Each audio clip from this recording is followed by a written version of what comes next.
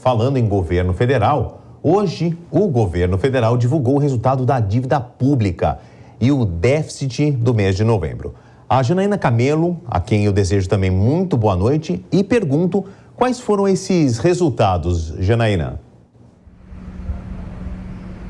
Boa noite a todos que nos assistem. Pois é, em uma coletiva de imprensa, o Tesouro Nacional anunciou aí o déficit primário no mês de novembro, que ficou em 39,4 bilhões de reais. E é o segundo pior resultado no mês desde a série histórica, desde 1997, quando o déficit começou a ser divulgado. Então, o Tesouro explicou que o que contribuiu para esse resultado negativo foi a perda na arrecadação de receitas, de tributos também, e o aumento na ajuda financeira aos estados e municípios, além da elevação no aumento dos pagamentos do programa Bolsa Família. Segundo o governo, a arrecadação no imposto de renda, por exemplo, caiu 3,7 bilhões de reais em relação a novembro do ano passado.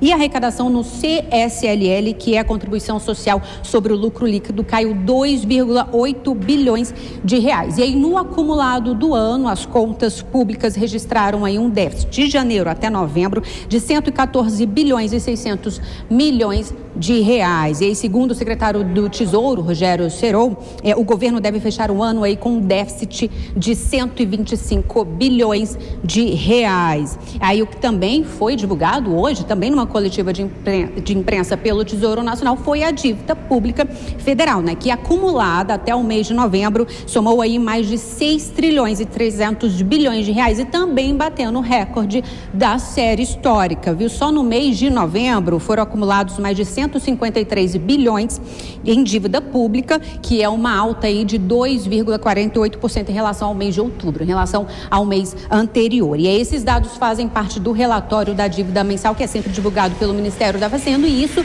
desde 2010, Então, esse valor de 6 trilhões e 300 bilhões é o maior desde então. Então, só para explicar, essa dívida é o estoque da dívida pública, que é o débito que o governo federal tem não só no Brasil, mas também em outros países, no exterior. Em outubro, esse valor havia ficado em 6 trilhões e 170 bilhões de reais.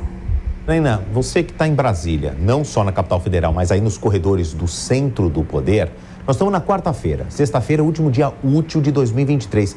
E uma enorme expectativa para o que me parece ser a última fala do ministro da Fazenda, Fernando Haddad, com um pronunciamento ou com explicações daquilo que deve ser alguma coisa referente a um programa para 2024. Já existe alguma sinalização de quando ele vai falar e o quê?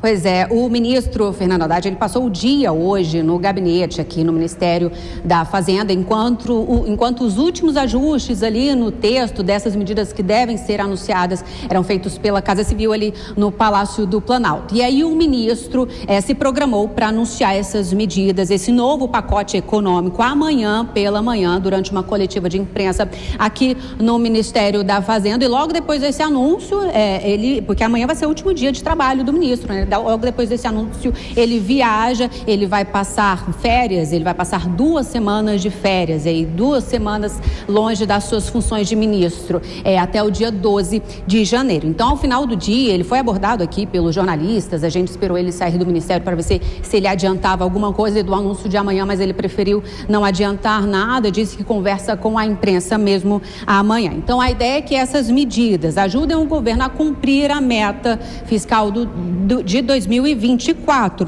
que prevê aí um déficit zero, um déficit primário zero nas contas públicas. Então, embora o Palácio do Planalto tenha conseguido aprovar algumas medidas econômicas importantes na agenda do governo, aí os planos do Ministério da Fazenda para atingir esse déficit zero acabaram sendo atropelados aí pela decisão do Congresso Nacional de manter aí a desoneração da folha de pagamentos a 17 setores da economia e também de ampliar esse mesmo benefício para pequenos municípios. Então, de acordo com cálculos do governo, a desoneração deve gerar um impacto de 25 bilhões de reais aos cofres públicos no próximo ano. Então, as novas propostas econômicas devem incluir aí uma medida provisória que tem efeito imediato, prevendo a reoneração escalonada desses 17 setores, além de uma compensação durante esse período de desoneração, durante esse período que vai estar valendo ainda o benefício da desoneração da folha de pagamentos. Então, além disso, o governo governo também deve anunciar amanhã o programa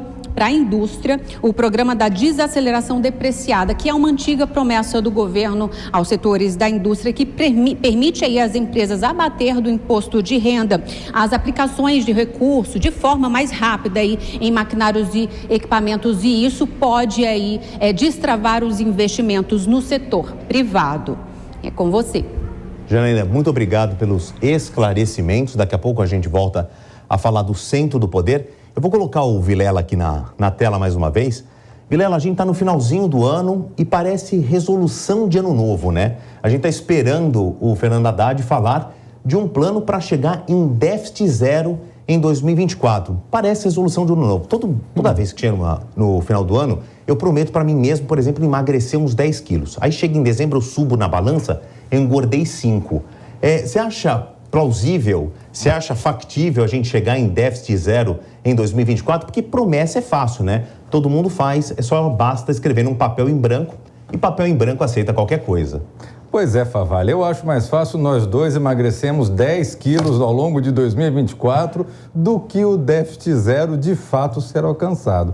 Até porque o que a gente tem presenciado, o que a gente tem visto ao longo desse um ano de governo é justamente um governo que está aumentando os seus gastos, ampliando os seus gastos e em momento algum está buscando atacar aquele estado excessivo, aquele estado inchado, aquele estado que gasta mal e que entrega um serviço muitas vezes de má qualidade ao cidadão. Então, o que falta para o governo federal é mudar essa chave e compreender que você tem que ter um gasto público mais racional e de melhor qualidade. Enquanto isso não acontecer, nós teremos manchetes como essa mostrando o aumento da dívida pública. Bom, Vilela, eu vou manter uma balança aqui que a gente vai se pesando ao longo do ano e vamos acompanhando mês, né? As metas do Fernando Haddad. Vamos ver quem chega primeiro ao resultado.